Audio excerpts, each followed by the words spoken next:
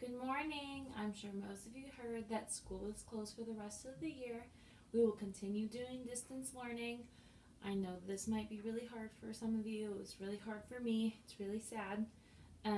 But this week I am going to do a Zoom with whoever wants to join, and so we can be able to talk to each other, not exactly face to face, but over the computer, which will be really exciting. So I will be setting that up later this week. But for now, I'm going to read you a new story. It's called Galaxy Zack Hello Nebulon. So this one's new and I've never read it, so we are going to read it together for the first time. The first chapter is called Blast Off. Ooh, look, Zack, called Shelly Nelson from the front seat of the Nelson family space cruiser. She pointed out of the large round windshield in front of her. It's Venus, and there's Mars.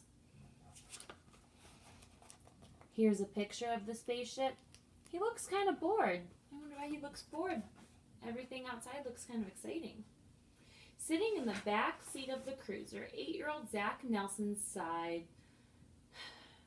He knew his mom was just trying to cheer him up, but at the moment, all he wanted to do was go home, to his real home, Earth, not his new home on some planet called Nebulon.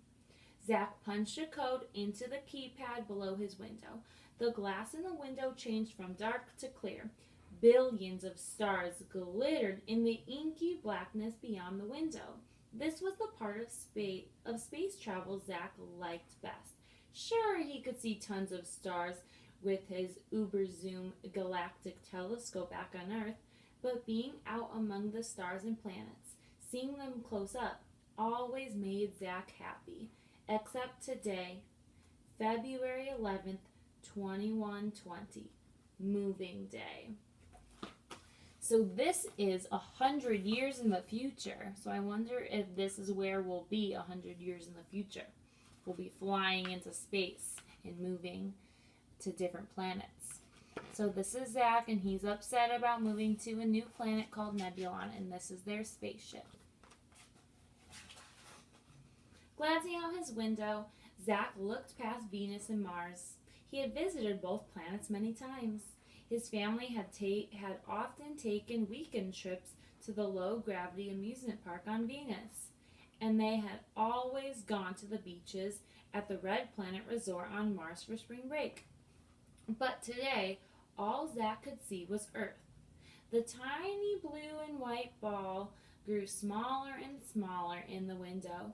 The Nelson space cruiser zoomed farther away from the only home Zack had ever known.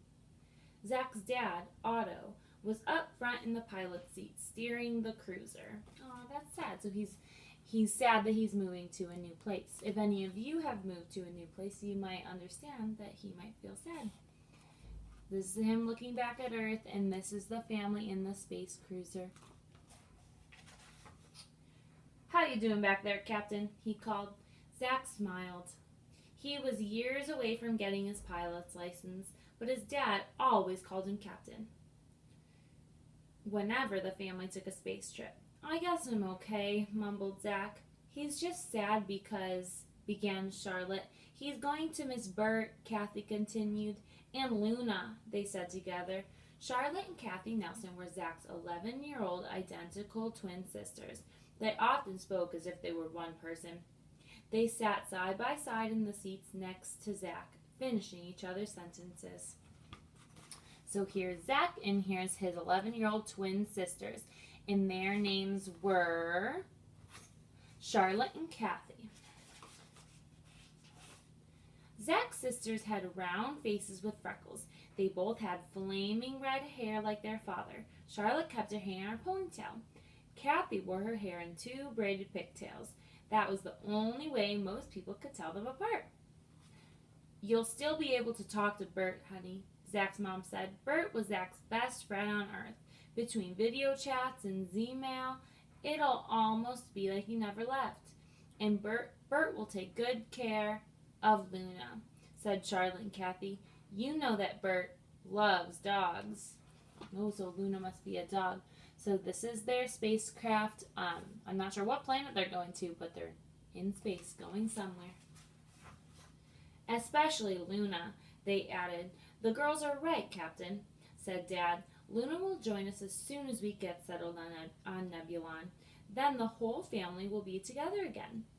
Zack just shrugged and stared at the window, watching Earth grow tinier by the second. Here he is. He still looks upset. He's missing Earth.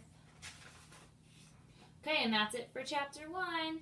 I hope I can see you on Zoom this week, and I will post another video later. Bye.